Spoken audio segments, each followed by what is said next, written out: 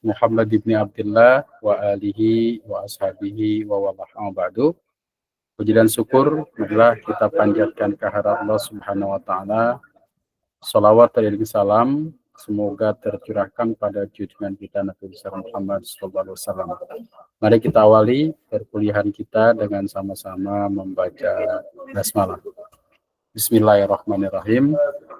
Selanjutnya di kelas ini, apakah hari ini ada yang sudah siap untuk presentasi? Kita bisa lihat kalau memang tidak ada, saya mencoba berdiskusi bersama terkait dengan materi kita pada hari ini. Kita ini sudah masuk pertemuan ketiga ya hari ini ya. Pertemuan ketiga. Nah, di pertemuan ketiga itu kita sesuai dengan RVS itu kalau tidak salah tentang filsafat ya, filsafat sains. Ya, tentang filsafat sains dalam konteks Islam.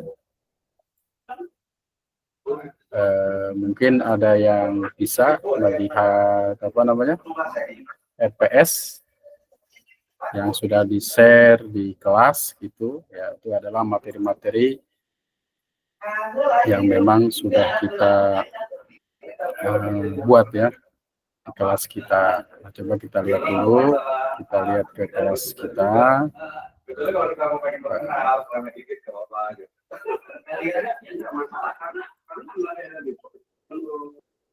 Bisa terlihat layar saya ya.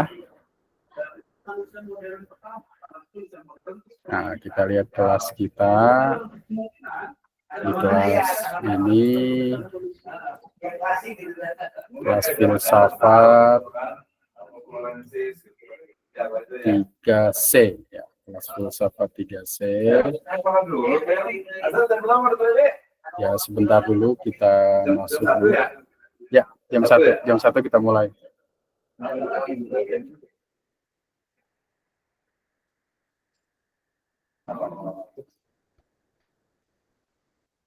Nah, ini terlihat ya, layar terlihat tidak?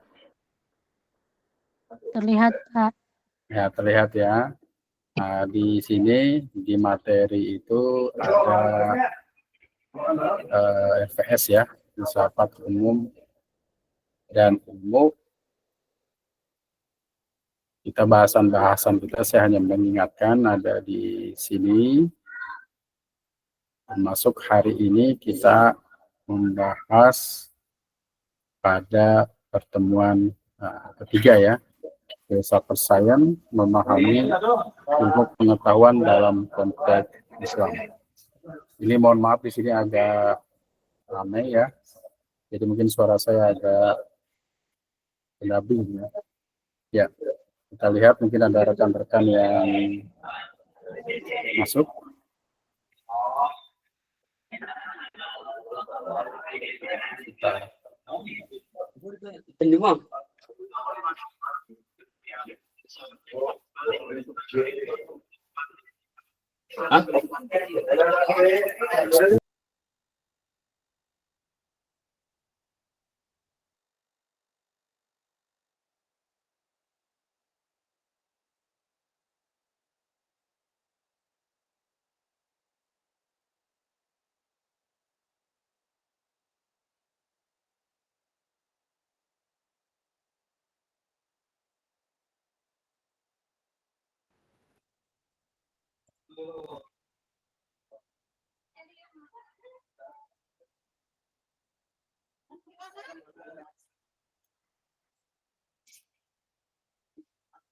Ya, saya ulangi lagi, apakah di kelas kita ini ada yang hari ini untuk presentasi? Ada, Bapak. Ada. Langsung silakan, Salma. Itunya filenya udah saya kirimkan ke Bapak. Ya, kamu bisa presentasi menggunakan file itu kembali dengan klik tanda panah ke atas untuk presentasi. Ya, silakan. Mana tanda panah? Mana?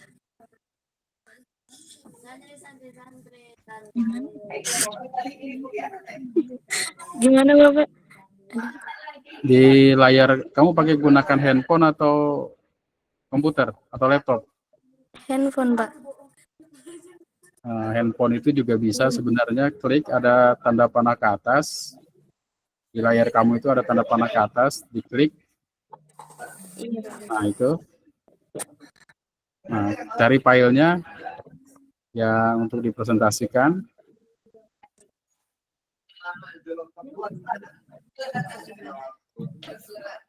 Ya, itu mungkin sudah terlihat tadi filenya. Diklik. Nah, itu bisa dipresentasikan. Silakan.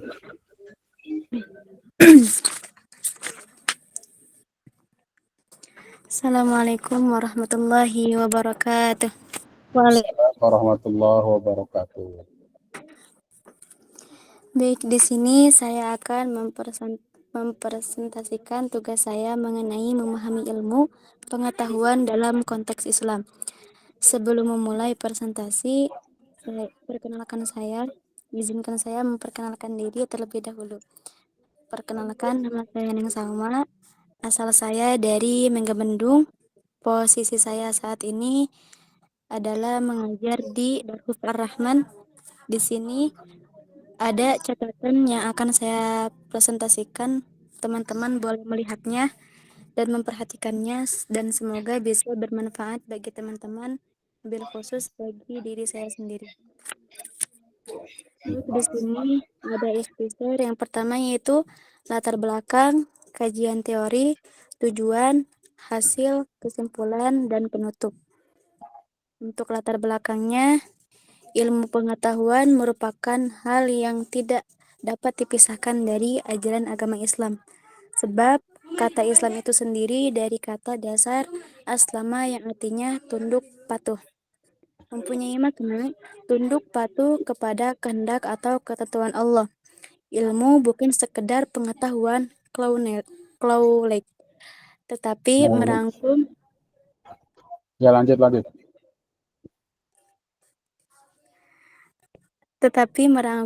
Ya, sama silakan. sekumpulan pengetahuan berdasarkan teori-teori yang disepakati dan dapat secara sistematik diuji dengan seperangkat metode yang diakui dalam bidang ilmu tertentu. Dipandang dari sudut filsafat, ilmu terbentuk karena manusia berusaha berpikir lebih jauh mengenai pengetahuan yang dimilikinya. Ilmu pengetahuan adalah produk dari epistemologi. Baik, selanjutnya yaitu ada kajian teori. Yang pertama yaitu teori apakah pengertian ilmu. Teori yang kedua yaitu apakah kepentingan ilmu pengetahuan dalam Islam. Dan teori yang ketiga yaitu bagaimana pandangan ilmu pengetahuan menurut sumbernya. Dan teori yang keempat yaitu bagaimana kedudukan ilmu pengetahuan dalam Islam. Baik, sebelum saya jelaskan kajian teorinya, di sini ada tujuan yang akan saya sampaikan, yaitu sebagai syarat penilaian mata kuliah agama dan untuk mengetahui seberapa pentingnya ilmu pengetahuan dalam Islam, serta diharapkan dapat memberi manfaat kepada seluruh mahasiswa dan dapat dipahami oleh pembaca, yaitu diri saya sendiri. Untuk penjelasannya, teori yang pertama yaitu pengertian ilmu. Ilmu adalah pengetahuan yang diperoleh melalui proses pengamatan, penyelidikan, dan pemahaman tentang berbagai fenomena di dunia. Dalam Islam, ilmu mencangkup pengetahuan agama dan pengetahuan duniawi yang bermanfaat. Dari kalimat ilmulah kita bisa menguraikan lafaz yaitu alimah dalam bahasa Arab, maka akan terhasil dengan singkatan ain, lam, dan sin. Untuk ain yaitu ain yang artinya mata. Yang kedua yaitu lam, yaitu lisanun yang artinya lisan. Yang ketiga yaitu mim, mafahimu, yaitu pemahaman. Nah, dari sini, dari kalimat ain dengan artian yaitu mata, pengorbanan mata kita berupa melihat dan menyelidiki adalah sebuah usaha yang harus kita lakukan. Dan yang kedua yaitu huruf lam, yaitu dengan artian lisanun, yang artinya lisan. Nah, dengan adanya lisan kita berupa ucapan dan membaca harus diserahkan dengan semua kesungguhan, yang mana sesuai dengan ayat Al-Quran yang berbunyi Bismillahirrahmanirrahim, Iqra bismi rabbikal ladzi khalaq. Surat Al-Alaq ayat 1, yang artinya bacalah dengan menyebut nama Tuhanmu yang menciptakan. Lalu yang ketiga yaitu huruf mim yang dihasilkan dari kata mafahimu, yang artinya pemahaman, disertai pemahaman-pemahaman yang benar, dan luruslah ilmu akan yang diperoleh dengan cara kedua singkatan tadi. Akan tetapi harus digarisbawahi, pemahaman yang benar tiada datang melainkan disertai guru atau pengajar. Tidak bisa merta tanpa adanya pengajar. Karena sesuai makalah ulama, siapa yang belajar tanpa guru, maka guru baginya adalah syaitan. Ditemukan sebuah makalah yang berbunyi, al-ilmu bita'allumi wa ta'allumu bitafakkuri wa tafakkuri bitakarruri. Yang artinya, ilmu itu dihasilkan dengan cara belajar. Belajar bisa berhasil dengan cara berpikir. Dan berpikir bisa didapatkan dengan adanya pengulangan. Dan ilmu juga harus diselidiki karena tiada kata ilmu mendatangi seseorang. Akan tetapi, manusialah yang menghampiri ilmu. Sesuai sejarah di mana Khalifah kelima, Abasyah Harun ar-Rasyid meminta Imam Malik agar menemuinya untuk menyampaikan ilmunya. Namun, Imam Malik berkata, al-ilmu yu'ta wala ya'ti. Ilmu itu didatangi dan tidak mungkin mendatangi. Seperti itu. Lalu, penjelasan teori yang kedua, yaitu kepentingan ilmu pengetahuan dalam Islam. Ilmu pengetahuan sangat dihargai dalam Islam. Allah mendorong umatnya untuk mencari ilmu, karena melalui ilmu, seseorang dapat memahami hakikat kehidupan, menjalani hidup dengan baik, dan beribadah dengan benar. Ilmu juga menjadi dasar untuk mengembangkan moral dan etika. Nah, dari sinilah, maka dengan itulah salat kita, ibadah kita, bisa dikatakan sahnya ibadah kita itu yaitu dengan ilmu. Dengan ilmulah kita juga tahu perkara apa yang membatalkan ibadah kita. Dan disertai ilmulah kita bisa menjauhi akan kejelekan dan hal yang tidak diridhoi oleh Allah Subhanahu wa taala. Sebagaimana yang dikatakan oleh Imam Syafi'i, "Man arada dunya fa'alaiha bil ilmi wa man arada al-akhirata fa'alaiha bil ilmi wa man aradahuma fa'alaiha bil ilmi." Siapa yang ingin dunia, maka hendaklah tahu ilmunya. Siapa yang ingin akhirat, hendaklah tahu ilmunya. Dan siapa yang mau keduanya, hendaklah tahu ilmunya. Nah, dari situ, ilmu mantiklah yang membedakan kita dengan hewan, yaitu apa? Berakal. Maka dengan akal itulah kita gunakan semua perilaku dan kehidupan atas dasar ilmu. Dan ini bisa menjadi teguran keras agar seseorang jangan bermalas-malasan menjadi orang yang berilmu. Lanjut teori yang ketiga yaitu bagaimana pandangan ilmu pengetahuan menurut sumbernya. Dalam Islam, ilmu dapat diperoleh dari dua sumber utama, wahyu, Al-Quran, dan hadis. Dan akal, pengamatan serta pemikiran kritik. Wahyu memberikan petunjuk tentang aspek spiritual dan moral. Sementara akal membantu dalam memahami dan mengeksplorasi dunia fisik. Nah, apabila kita ditanya dari mana sumber ilmu dan dalil yang kita terapkan dari semua aturan Islam dan kehidupan, maka kita jawab, yaitu dari sumber asalnya dari Al-Quran dan hadis. Dan setelah keduanya juga bisa dari kitab para ulama. Kemudian bisa juga atas kesepakatan para ulama atas suatu masalah. Seperti adanya riwayat-riwayat dengan benar dalam hadis itu menunjukkan harusnya bersanad dalam keilmuan dan pengetahuan kita. Maka itulah perlunya kita mempelajari kitab-kitab ulama untuk mengetahui akan hukum-hukum Islam. Lanjut, teori yang keempat, teori yang terakhir yaitu mengenai kedudukan ilmu pengetahuan dalam Islam. Ilmu memiliki kedudukan yang tinggi. Dalam Islam, Nabi Muhammad SAW bersabda, "Thalabul ilmi fardhatun ala kulli muslimin." Yang artinya, menuntut ilmu itu wajib bagi setiap muslim. Hadis riwayat Ibnu Majah. Ilmu dipandang sebagai jalan untuk mendekatkan diri kepada Allah. Dan para ilmuwan sering dihormati dalam masyarakat, yaitu apa? Dengan ilmu. Umat Islam diajak untuk berkontribusi pada kesejahteraan umat dan kemajuan peradaban. Bahkan nih, teman-teman, bahkan betapa utamanya dan mulianya orang berilmu. Sayyidina Ali radhiyallahu anhu pernah ditanya oleh orang yang hasud atas keilmuannya beliau. Beliau pernah ditanya satu pertanyaan, yaitu tentang keutamaannya ilmu atas harta, dengan berbagai jawaban yang berbeda-beda dari sebelumnya. Adapun pertanyaannya adalah Sayyidina Ali ditanya, yaitu lebih utama ilmu ataukah harta? Maka Sayyidina Ali beliau menjawab dengan satu jawaban aja, yaitu dengan alasan berbeda-beda, di antaranya yaitu Sayyidina Ali mengatakan, al-ilmu yahrusuka wa anta tahrusul mala.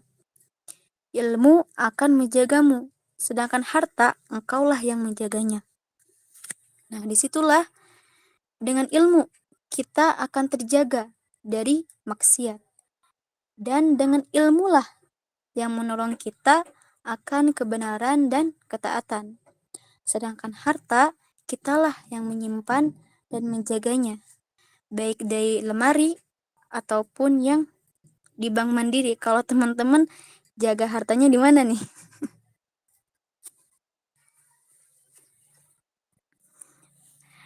Ya, banyak, ada yang di dompet, ada yang di lemari ataupun bank mandiri.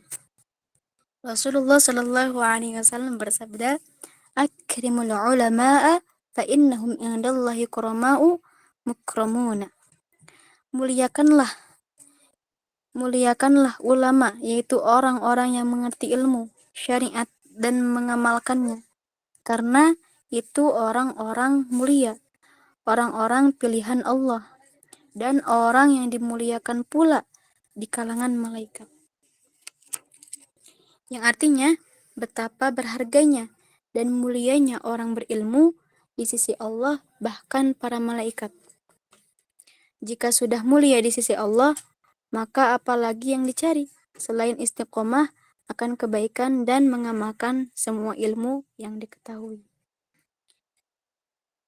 Baik, inilah teori-teori yang telah saya sampaikan. Setelah ini, ya, kesimpulannya yaitu bahwa ilmu merupakan bagian integral dari ajaran Islam. Dalam perspektif Islam, ilmu tidak hanya berfungsi untuk memahami dunia fisik, tetapi juga sebagai alat untuk mendekatkan diri kepada Allah. Islam mendorong pencarian ilmu sebagai kewajiban, baik ilmu agama maupun ilmu umum. Konsep-konsep ilmu pengetahuan dalam Islam mencakup penguasaan ilmu yang dapat membawa manfaat bagi umat manusia dan mendukung pembangunan moral serta sosial.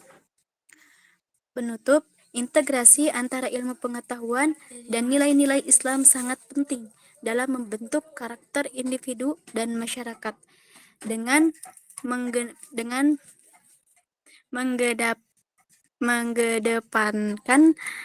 berkontribusi secara positif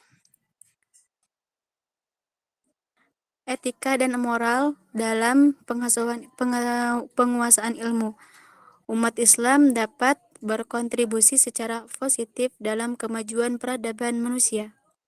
Oleh karena itu, pengembangan ilmu pengetahuan harus senantiasa diimbangi dengan pemahaman spiritual dan nilai-nilai Islam. Sekian dari saya. Yang bisa saya sampaikan, kurang lebihnya mohon dimaafkan, baik dari kata-kata maupun perilaku saya. Sebelum saya akhiri, kepada para mahasiswa, bila ada pertanyaan, silahkan untuk disampaikan. Assalamualaikum warahmatullahi wabarakatuh. Assalamualaikum warahmatullahi wabarakatuh. Ini suara saya terdengar baik tidak ya? Sini cukup ramai ini, mohon maaf. Terdengar, Pak. Dengar ya, oke. Jadi apa yang tadi sudah disampaikan terkait dengan tema hari ini tentang ilmu itu cukup baik ya. Artinya dalam Islam itu ilmu itu menempati prioritas yang utama. Dan sejarah Islam adalah sejarah ilmu. Karena kalau kita lihat dari faktor sejarah, ilmulah yang kemudian bisa mengembangkan pengetahuan sampai saat ini. Dan beragam ilmu pengetahuan yang sudah ditemukan di Barat itu merupakan akibat penemuan-penemuan yang pernah dilakukan oleh para ulama-ulama kita. Munculnya istilah-istilah alkimia, ar-ruj, rais, dan seterusnya, itu merupakan konsekuensi dari penelaahan yang dilakukan oleh ulama-ulama kita. Dan perkembangan ilmu itu pada dasarnya diawali oleh perkembangan filsafat. Dari mana Islam belajar filsafat? Belajarnya dari proses-proses penerjemahan yang telah dilakukan oleh ulama-ulama kita terhadap perkembangan filsafat sebelumnya. Di mana filsafat sebelumnya berkembang sebelum di dalam peradaban Islam, yaitu bahwa filsafat telah berkembang dengan baik dalam peradaban Yunani. Jadi peradaban Islam kemudian berusaha menggali filsafat-filsafat yang kemudian ditarik ke dalam ajaran Islam, disesuaikan dengan keyakinan dalam ajaran Islam, sehingga muncullah ulama-ulama filsafat kita seperti Al-Kindi, Al-Farabi, Ibnu Rushd, dan seterusnya, di mana mereka tidak hanya berfilsafat itu mengandalkan akal saja, tapi juga mengandalkan tentang syariat dan wahyu. Jadi kemudian kita mengenal dalam filsafat Islam itu ada yang disebut dengan filsafat pancaran, ya, filsafat pancaran emanasi yang dilakukan oleh para filosof Islam. Dan ilmu filsafat pada masa lalu itu tidak digambarkan seperti saat ini, di mana filsafat pada masa lalu itu merupakan inti dari sebuah ilmu.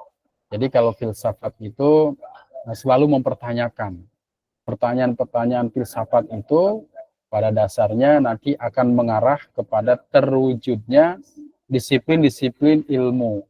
Karena itu ada yang disebut dengan ontologi, epistemologi, dan aksiologi. Nah, setiap ilmu, disiplin ilmu harus kuat. Kuat apanya? Ontologinya, epistemologinya, aksiologinya. Jadi fondasi ilmu itu. Nah, ketika misalkan ada ilmu agama Islam, maka ada filsafat agama Islam. Dia mempertanyakan apa peran fungsinya. Kalau itu sudah kuat bangunannya, maka kemudian bisa berjalan sendiri menggunakan disiplin itu. Demikian juga pada ilmu-ilmu lainnya, matematika, ilmu saintis, alam, dan seterusnya. Jadi bangunan-bangunan ilmu itu sudah kuat. Jadi kalau dalam ajaran Islam itu sudah tidak diragukan lagi bahwa ilmu menempati kedudukan yang tertinggi.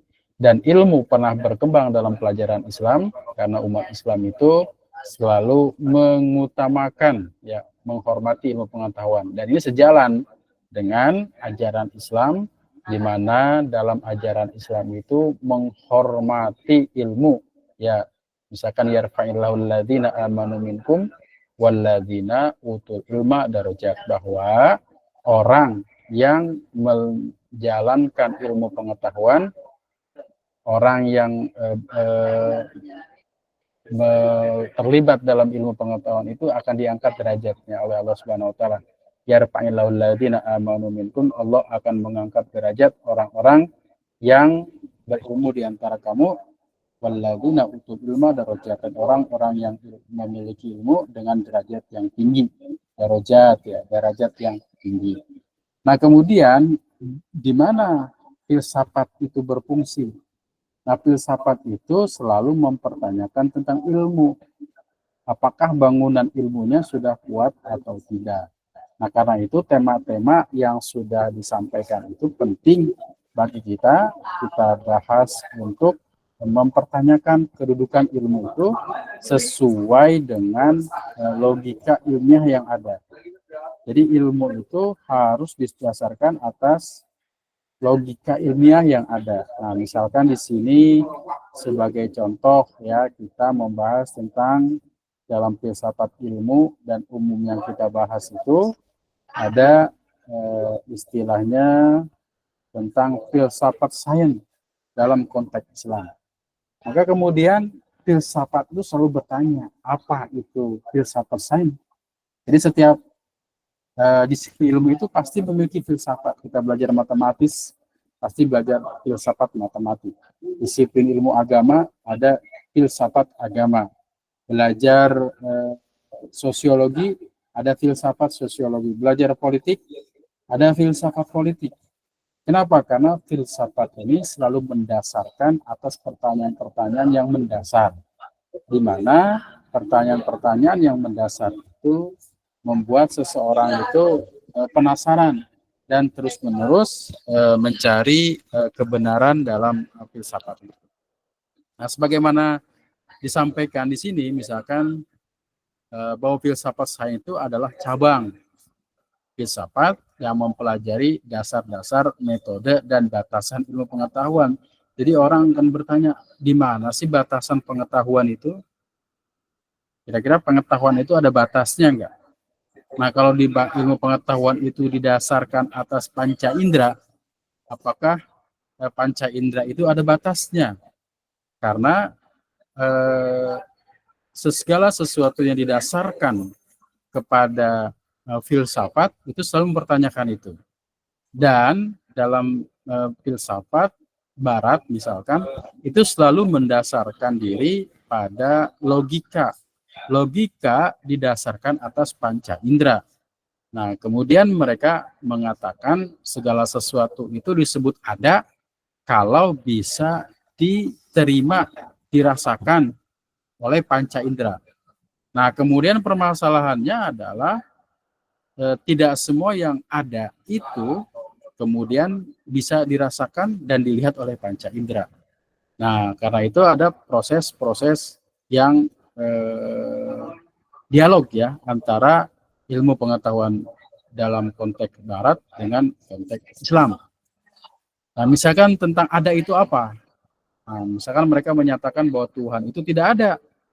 Kenapa? Ya karena memang panca indera kita tidak bisa melihat dalam bentuk tanda kutip konkret tentang sesuatu yang ada. Nah, sementara dalam ajaran agama kita tidak semua segala sesuatu itu didasarkan atas panca indera. Misalkan kita mencontohkan adanya angin. Angin itu kita tidak bisa lihat sampai saat ini, tetapi keadaannya angin itu bisa kita rasa. Nah, kipas angin itu kan ada anginnya, tapi anginnya tidak kita bisa lihat. Nah, itu kan berarti ada. Nah, keduanya dalam ajaran Islam itu mengatakan bahwa panca indera kita ini punya keterbatasan. Mata kita bisa melihat karena ada benda di mana benda itu mampu memantulkan cahaya sehingga mata kita bisa menerima cahaya dan kita melihat. Dan cahaya itu dalam bentuk normal, ya. Artinya kalau cahaya itu bentuknya lebih terang, kita tidak bisa melihat. Karena itu mata kita ini cukup ramai ya. Mata kita ini tidak bisa melihat dalam kondisi yang sangat terang dan juga tidak bisa melihat dalam kondisi yang sangat gelap. Jadi sudah di standar sedemikian ya, sehingga mata kita bisa melihat. Demikian juga hidung, telinga dan seterusnya. Nah, karena itu penting bagi kita terus-menerus untuk mempertanyakan batasan dan kebenaran. Nah, karena itulah wilayah filsafat. Jadi wilayah filsafat itu bukan bahwa ilmu itu adalah sangat penting, ya memang sangat penting, tapi filsafat melihatnya lebih jauh dari itu. Makanya orang belajar filsafat itu adalah orang yang belajar tentang berpikir, di mana berpikir itu dilakukan secara sistematis dan ke akar-akarnya sampai seseorang itu tidak bisa jawab lah bahasanya gitu tuh, tentang pertanyaan-pertanyaan. Kenapa tidak bisa? Maka kenapa tidak bisa? Dengan tidak bisa itu orang itu punya rasa ingin tahu, dan rasa ingin tahunya terus berkembang, terus berkembang, terus berkembang sehingga kemudian mencari tahu. Dan karena itu ilmu pengetahuan yang ada saat ini itu sebenarnya berproses dari sebuah pernyataan, muncul pernyataan yang menolak, dan muncul lagi pengetahuan yang baru terus menerus ya. Dalam bahasa ilmiah ada tesis, ada sintesis, dan antitesis. Nah, itulah kerjaan-kerjaan filsafat. Jadi orang-orang filsafat itu seperti supir angkot ya, mencari ilmu, setelah ilmu didapatkan, diturunkan, dia berjalan sendiri, kemudian filsafatnya mencari jalan lagi untuk mendapatkan jalan-jalan yang baru. Nah, kemudian filsafat juga menanyakan apakah ilmu yang kita dapatkan itu benar. Nah, maka kebenaran itu yang ditanya kebenaran apa? Apakah kebenaran ilmiah ataukah kebenaran wahyu? Karena berangkatnya berbeda.